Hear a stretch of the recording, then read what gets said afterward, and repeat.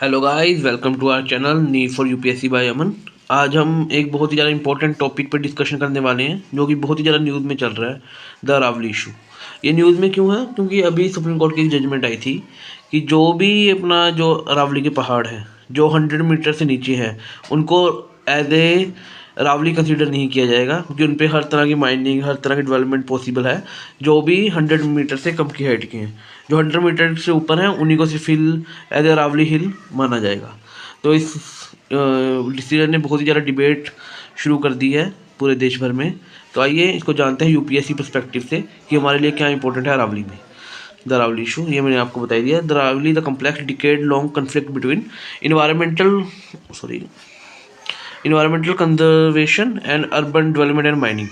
कि अरावली का एक डिकेड लॉन्ग बहुत पुराना मुद्दा है जो कि हमेशा इस चीज़ के कन्फ्लिक्ट में रहता है कि इन्वायरमेंट कंजर्वेशन कैसे करें अरावली पे, और अर्बन डेवलपमेंट और माइनिंग क्यों करें। अर्बन डेवलपमेंट और माइनिंग इसलिए क्योंकि यहाँ पे बहुत ही ज़्यादा अच्छे रेड सैंडस्टोन मिलते हैं, मतलब मार्बल्स मिलते हैं बेसिकली। तो इसलिए माइनिंग के लिए ये बहुत ही ज़्यादा हॉट एरिया रहता है। और इन्वायरमेंटल कंजर्वेशन इसके लिए क्योंकि अरावली बहुत ही ज़्यादा इंपॉर्टेंट है अपने दिल्ली एनसीआर के इन्वायरमेंट के लिए। बिकॉज अगर वो होगा कि अगर अरावली कहीं गया तो डिजर्टिफिकेशन है जो दिल्ली एनसीआर की तरफ बढ़ सकता है। तो हम यही चलते हैं टॉपिक में आगे और पढ़ते हैं। अरावली जो है 4 स्टेट्स में है, पहले तो यही पढ़ लो आप। 4 स्टेट में फैला हुआ है, दिल्ली, हरियाणा, राजस्थान, गुजरात।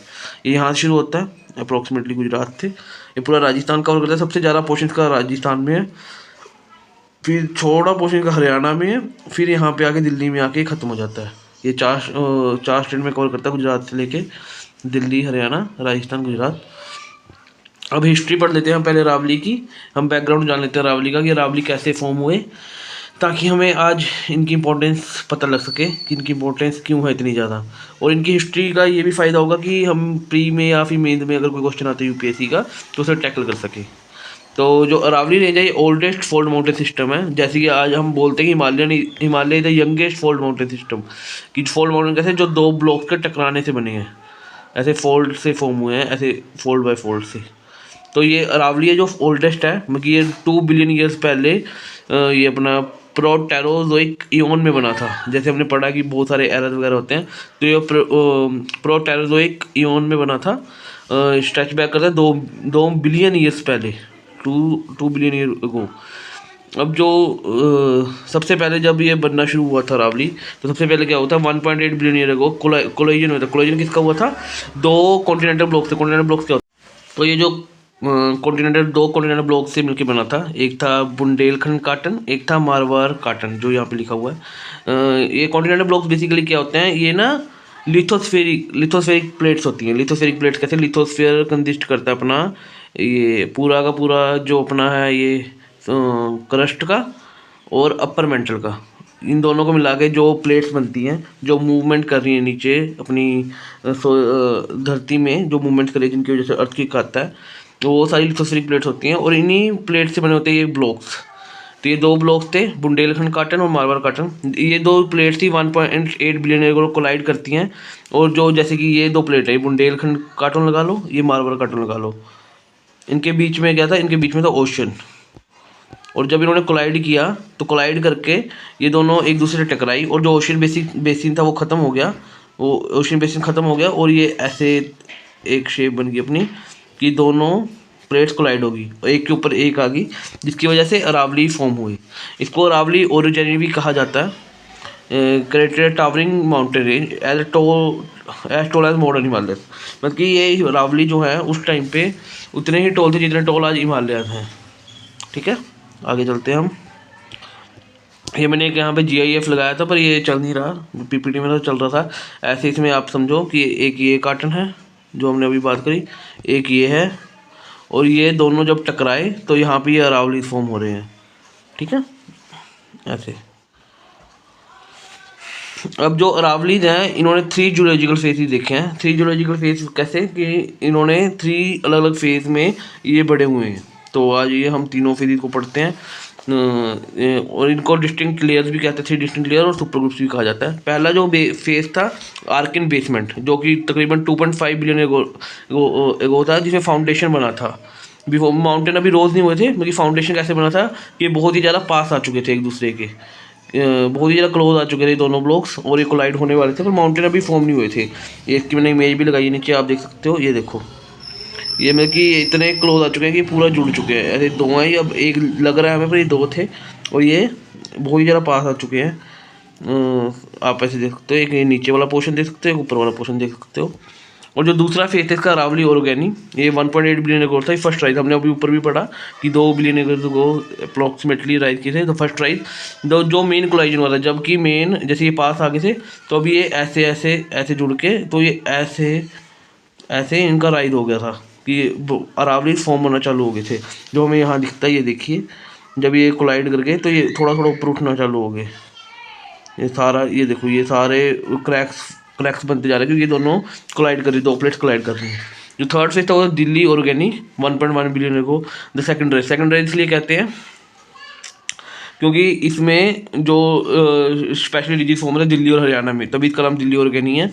आप अगर आपको क्वेश्चन आ जाए कि न्यूएस्ट माउंटेन कौन से अरावली के, तो आपको याद रखना है कि जो दिल्ली और हरियाणा में माउंटेन्स आते हैं अरावली के, वो न्यूएस्ट हैं। बिकॉज ये सबसे लेट फॉर्म हुए हैं 1.1 बिलियन ईयर को। लेट तो क्योंकि कंपेरेटिवली लेट फॉर्म हुए हैं 1.1 बिलियन ईयर को। इनको सेकंड राइज भी कहा जाता है कि उस टाइम इंडियन प्लेट मूव कर रही थी। क्योंकि जो अरावली था ये इंडियन सब कॉन्टिनेंट के बनने से पहले से बना हुआ है। आप ऐसे समझ सकते हो जैसे कि ये अरावली आधा फॉर्म हो चुका था, इधर इंडियन प्लेट थी, तो इधर आके इधर एक कोलाइड करता है, तो इधर दिल्ली वाले एरिया में भी फॉर्म होते हैं, हरियाणा और दिल्ली के एरिया में फॉर्म होते हैं माउंटेन्स। ठीक है, तो इन तीनों दिखा रखे हैं, देखिए यहाँ पे। और ज़्यादा ये क्रैक फॉर्म हो गए और ज़्यादा कोलाइड कर गई प्लेट्स सेकंड थर्ड फेज में। अब आगे बढ़ते हैं हम, द ग्रेट इरोजन। अब जो तीसरा फेज था, अब हमने पहले देख लिया कि पहले क्या हुआ। पहले कोलाइजन हुआ, कोलाइजन से ये बिल्ड हो गए, बेस फॉर्म बिल्ड हो गए माउंटेन। उसके बाद इन्होंने 3 जियोलॉजिकल फेजेस देखे कि पहले तो ये पास आए, फिर ये पहली बार जो बने, जो मेन कोलाइजन हुआ, उसके बाद सेकंड राइज हुआ। ठीक है, जिसमें दिल्ली और हरियाणा के मेन माउंटेन फॉर्म हुए। अब हम थर्ड पे जा रहे हैं, अब हम थर्ड फेज पे जा रहे हैं, द ग्रेट इरोजन। यहाँ हमने देखा कि 90% की अभी जो सुप्रीम कोर्ट का वर्डिक्ट आया कि 100 मीटर से नीचे का जो भी माउंटेन है उसको अरावली नहीं माना जाएगा। तो इस पर इतना ज़्यादा इशू क्यों हो रहा है? क्योंकि इन्वायरमेंटलिस्ट का कंसर्न ये है, और जो फॉरेस्ट सर्वे ऑफ इंडिया का भी कंसर्न ये है कि जो 90% ऑफ द माउंटेन है ना अरावली के, वो 100 मीटर से नीचे है। अभी हमने ऊपर पढ़ा था कि ये जब फॉर्म हुए थे, one of the tallest mountain range थी ये। तो आज ये क्या हो गया कि इतनी नीचे आ गए। तो उसका एक लौता रीजन है द ग्रेट इरोजन, कि लास्ट बिलियन ईयर से यहाँ पे बहुत ही ज़्यादा इरोजन होती है ये, जिसकी वजह से अरावली की लेंथ ऐसे घटते घटते घटते, हवा, पानी और सन की वजह से घटते घटते, और भी काफ़ी फैक्टर्स, इनकी वजह से घटते घटते घटते बहुत छोटी हो गई और 100 मीटर से नीचे आ गया 90% ऑफ द माउंटेन। तो इसीलिए इन्वायरमेंटलिस्ट कंसर्न है कि अगर हमने ये डेफिनेशन को एक्सेप्ट कर लिया तो अपने 90% ऑफ द माउंटेन खत्म हो जाएंगे अरावली के। अब इरोजन की वजह से क्या हुआ, the dead mountains, why Himalaya are young, while the Himalaya are young and still rising, the Aravalli stopped growing billion year ago. कि बिलियन ईयर अगो इनकी प्लेट की मूवमेंट बंद हो गई थी, इसीलिए अरावली ने राइज करना बंद कर दिया था। और ये अब जैसे जैसे इरोजन बढ़ती गई और ये डिमिनिश होना चालू हो गई। द रेलिस्ट माउंटेन क्यों कहते हैं, क्योंकि ये विंड, रेन और हीट की वजह से कंटिन्यूसली इरोजन के इफेक्ट में आके ये छोटे छोटे टुकड़ों में बट चुके हैं। द स्टम्प्स भी कहा जाता है। द स्टम्प्स क्यों कहा जाता है? बिकॉज अगर मान लो ऐसे पहाड़ है, जब ये सॉरी मैं कलर चेंज करता हूँ, पहले आपको दिख नहीं रहा होगा ये कलर। अब मान लो ये ऐसे पहाड़ है, जब इरोड हो गया, ये छोटा सा ऐसे रह गया, तो उसकी वजह से ये सिर्फ ऐसे स्टम्प्स की तरह रह गया। स्टम्प आपने ज्योग्राफी में पढ़ा होगा कि जब जब जब ओशन होता है, जब ओशन का वाटर सीड करता है, तो छोटे पत्थर दिखते हैं हमें, तो उन्हें स्टम्प्स कहा जाता है। तो ऐसे ही ये भी स्टम्प्स की तरह रह गए हैं। ये मैंने आपका GIF लगाया था, पर ये चल नहीं रहा यहाँ पे क्योंकि ये PDF है, PPT में चलता है GIF। तो ऐसे सबसे पहले ये ऐसे थे, फुल बिल्ड थे, और वे रोड होते होते होते छोटे रह चुके हैं बिल्कुल। ठीक है, ऐसे। अब इनकी फॉर्मेशन कुछ ऐसी है, अगर आपको प्री में क्वेश्चन है कि रिब्स लाइक, इसका सिर्फ इतना ही बन सकता है कि रिब्स लाइक माउंटेन किन्हें कहा जाता है, तो अरावली को कहा जाता है। अगर आप यहाँ देखें, इनकी फॉर्मेशन ऐसी है कि ये छोटे छोटे ब्लॉक्स में बने हुए हैं, तो इसलिए इनको रिब्स लाइक कहा जाता है। ठीक है, और ये रिब्स लाइक होने का कारण क्या है? एक पहली बात है, फोल्ड माउंटेन है, टेक्टोनिक कोलिजन हुई थी, तो जब रॉक्स बेंड होते हैं तो वेव लाइक पैटर्न बनाते हैं। कैसे? वो ऐसे वेव लाइक पैटर्न बनाते हैं वो, तो इसकी वजह से ये रिब्स की तरह दिखते हैं। और दूसरी बात ये है कि डिफरेंशियल इरोजन की वजह से, मान लो कि यहाँ पे ज़्यादा इरोड हो गई, यहाँ कम हो इरोड हो गई, तो ऐसे ऐसे करके ये माउंटेन बचे हुए हैं कि बीच बीच में स्पेसिस आ गए इनके, और ये वो ऐसे रिब्स बचे हुए हैं, ठीक है। ऐसे रिब्स की तरह लगते हैं हमें मैप पे, पर इसलिए, ठीक है।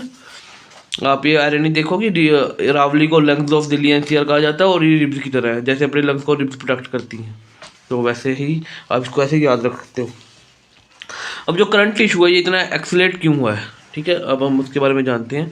जो करंट दिसंबर 2025 में सुप्रीम कोर्ट का नवंबर 2025 का जजमेंट ने स्पार्क किया था द अरावली प्रोटेस्ट को।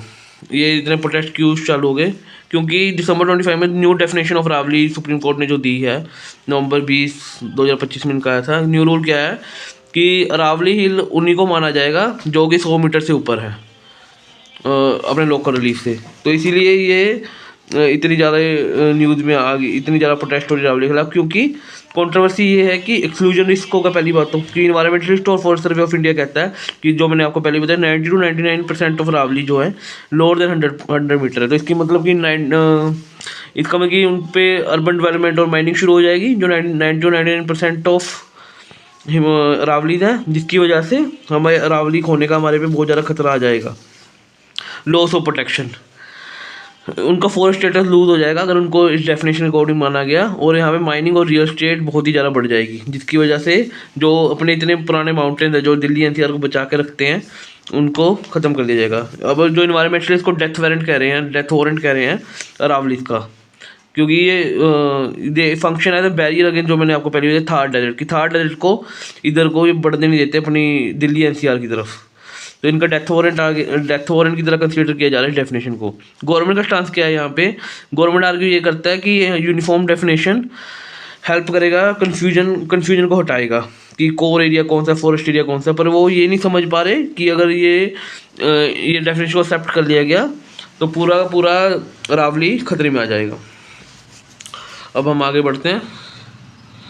कोर कन्फ्लिक्ट है क्या क्या अरावली के पीछे, ये हम इनको जानते हैं कि वाई बिहाइंड द इशू, कि कोर कन्फ्लिक्ट क्या है। पहली बात तो इलीगल माइनिंग का इशू है। इलीगल माइनिंग का क्यों इशू है कि जो अरावलीज हैं वो बहुत ही ज़्यादा रिच है सैंडस्टोन में, मार्बल्स में, ग्रेनाइट में, क्योंकि यहाँ पे बहुत ही ज़्यादा मेटामॉर्फिज्म हुआ है, क्योंकि बहुत ही ज़्यादा पुराने पहाड़ हैं यहाँ पे, बहुत ही ज़्यादा फोर्स लगा है, इसकी वजह से यहाँ पे बहुत ही अच्छे मार्बल, ग्रेनाइट, सैंडस्टोन मिलते हैं, जिसकी वजह से माइनिंग माफिया यहाँ पे रहते हैं। हम पहले 2019 पता नहीं 18 में न्यूज़ आई थी शायद कि जो 31 हिल्स है राजस्थान के, ये वैनिश भी हो चुके हैं।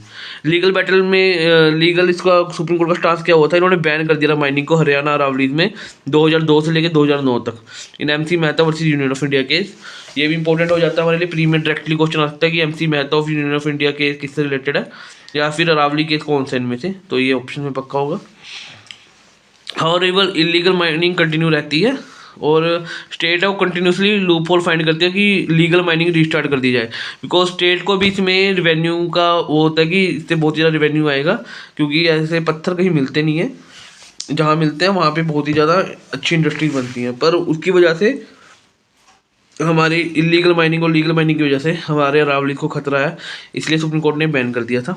दूसरा क्या है, दूसरा कंट्रोवर्सी क्या है, द फॉरेस्ट डेफिनेशन। हरियाणा ने 2019 में ट्राई किया था कि पंजाब लैंड प्रिजर्वेशन एक्ट 1900 को वो अमेंड करने के लिए, ताकि डायरेक्टर इंस्पेक्टर भी डिक्लेयर कर सके कि land under PLBA is not a forest land. अब ये पंजाब रिजर्वेशन एक्ट आप सोच रहे हो क्यों, क्योंकि पहले हरियाणा जो था पंजाब का पार्ट था, 1960 में अलग हुए हैं हरियाणा, पंजाब से हरियाणा, तो इसलिए यही एक्ट लगता था अरावली पे, जो कि ब्रिटिश एरा का एक्ट है। तो इसको अमेंड करने की ट्राई करी गई थी हरियाणा गवर्नमेंट के द्वारा, ताकि वो रेक्टर इंस्पेक्टर भी डिक्लेयर कर सके कि PLPA जो लैंड अरावली की PLPA में आती है वो फॉरेस्ट नहीं है। तो यहाँ तक सरकार ने बहुत कोशिश करी पर ये कभी कुछ कर नहीं पाए। वाई क्यों किया गया था ये, ताकि लीगलाइज किया जाए इलीगल स्ट्रक्चर को, जो farm house, banquets, housing society इन्होंने बना दी है फॉरेस्ट लैंड पे, जो कि इस एक्ट के अंडर डिफाइंड है, PLP एक्ट के अंडर डिफाइंड है as a forest Aravalli land पे, जो इन्होंने farm house, banquet, housing society बना दी है, उनको लीगलाइज करने के लिए ये करा गया था। पर SC की रूलिंग क्या आई थी 2022 में, सुप्रीम कोर्ट ने स्टक डाउन कर दी थी ये PLPA में जो अमेंडमेंट करी गई थी, and can not be use for non forest purpose without central approval. Supreme court ने बोल दिया था कि जो फॉरेस्ट लैंड है PLPA के अंडर, वो नॉन फॉरेस्ट पर्पस के लिए यूज़ नहीं हो सकती विदाउट सेंट्रल अप्रूवल। ठीक है। अब 2025 में क्या हुआ, 100 meter definition is seen as bypass this protection.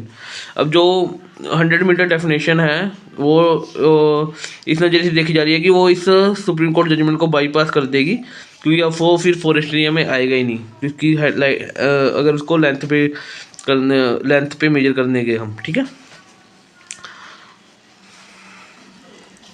अब आगे क्या है, ecology. The Aravalli act the green wall preventing the Thar desert from expanding to east of Delhi. ये मैं आपको एक्सप्लेन करता हूँ, ये मैं बहुत बार बोल चुका हूँ।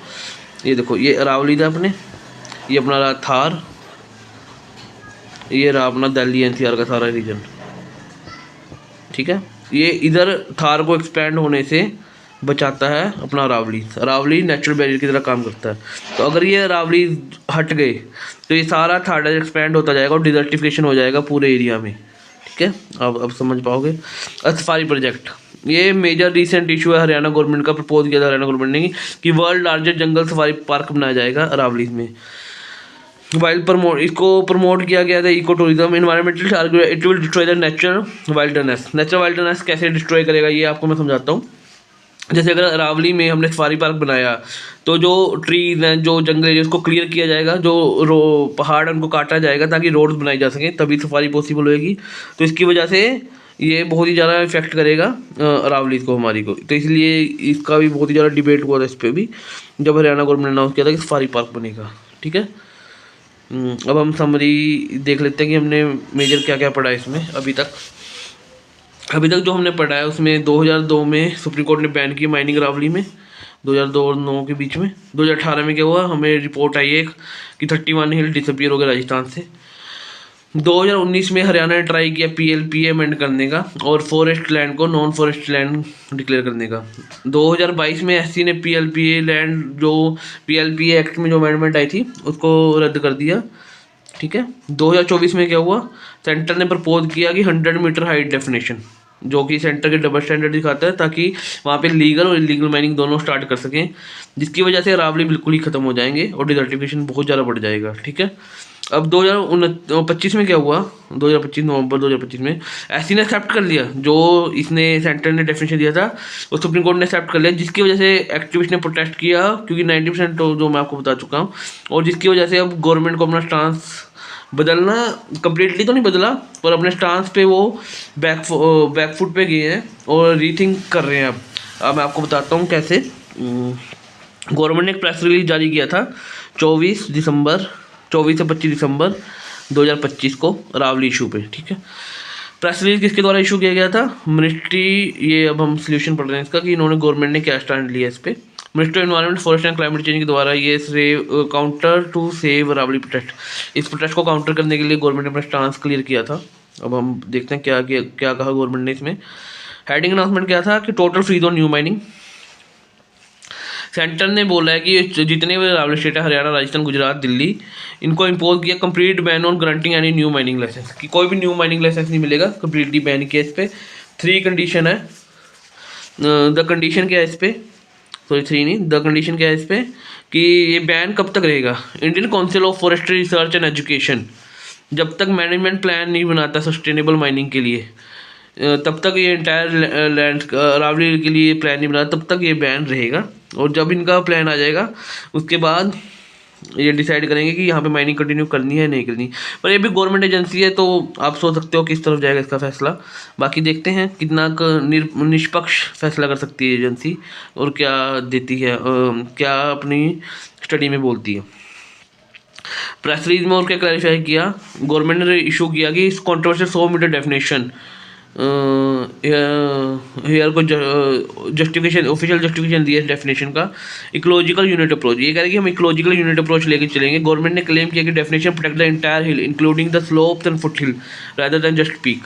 इसका मतलब ये है कि ये लोग इकोलॉजिकल यूनिट अप्रोच कैसे, मतलब कि अगर ये छोटे छोटे हिल्स हैं काफ़ी एक एरिया में, तो इनको ये एज ए 1 हिल कंसीडर करके 100 मीटर की डेफिनेशन को अप्लाई करेंगे।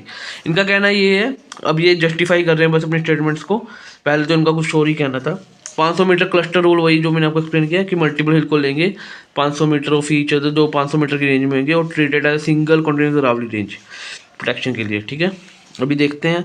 अब तो ये अपने आप को जस्टिफाई करने के लिए जो इनका बैकफायर कर गई, इनकी जो डेफिनेशन थी इनके ऊपर, तो उसको जस्टिफाई करने के लिए गवर्नमेंट ने स्टेटमेंट रिलीज़ किया और इन्होंने बोला कि साइंटिफिक मैपिंग करेंगे, सर्वे ऑफ इंडिया बाउंड्रीज को मैप करेगा अरावली की और एग्जैक्ट मैप बनाएगा कितनी अरावली कहाँ पे एक्सपेंड होती है। और इन्होंने बोला कि इन वोलेटाइल एरिया की national park sanctuary tiger reserve will remain no go zone, जो अभी declared national park sanctuary tiger reserve है वहाँ पे वो अभी भी नो गो जोन है। तो इन्होंने ये स्टैंड लिया अपना। जो थर्ड पॉइंट था इस प्रेस रिलीज में कि सस्टेनेबल माइनिंग प्लान MPSM जो हमने अभी डिस्कस किया। The president new mining plan to be drafted by ICFRE जो हमने बोला था अभी क्रूशियल होगा, जो अपने UPSC मेंस के लिए बहुत ही ज़्यादा इंपॉर्टेंट होगा। अब ये क्या क्या स्टडी करेंगे इस प्लान में, कैरिंग कैपेसिटी स्टडी करेंगे कि इकोलॉजिकल कैरिंग कैपेसिटी क्या है, कम्युलेटिव इम्पैक्ट असेसमेंट कि क्या इम्पैक्ट होगा अगर हम माइनिंग को वहाँ देते हैं, वहाँ इजाज़त देते हैं तो उसका क्या इम्पैक्ट होगा अरावलीज पे, और restoration first. The plan will include the mandatory post mining restoration कि जो प्लान है कि अगर हमने माइनिंग की परमिशन दी भी तो कंपल्सरी रिस्टोरेशन करना पड़ेगा अरावली का जितना भी डिग्रेड हो चुका होगा, ठीक है। और आखिरी पॉइंट ये रह गया था कि प्रेस रिलीज अब क्यों इशू हुई है। इसका एक लौता कारण है पब्लिक आउटरीच कि जब गवर्नमेंट ने देखा कि पब्लिक बहुत ज़्यादा, आपने अगर वीडियो देखी है मैं बेशक लगा भी दूंगा आगे, अगर आपने वीडियो देखे हैं प्रोटेस्ट के आपने देखा होगा बहुत ही ज़्यादा तादाद में लोग आ रहे हैं, तो इसकी वजह से गवर्नमेंट ने डर के ये करा ये सब प्रेस रिलीज करा और अपने आप को जस्टिफाई करने की कोशिश करी कि अरावली को क्यों काटा जा रहा है। तो थैंक यू गाइज, आज हमने एक बहुत ही इंपॉर्टेंट टॉपिक कवर किया UPSC पर्सपेक्टिव से, द अरावली इशू। आगे अगर आप चाहते हैं कि आगे भी मैं ऐसी वीडियोस बनाता रहूं और मुझे मोटिवेट करने के लिए आप सब्सक्राइब कर सकते हैं इस चैनल को और कमेंट करके बताएं कि नेक्स्ट किस टॉपिक की वीडियो बनाई जाए। Thank you guys, subscribe to channel and like the video and share the video. Thank you.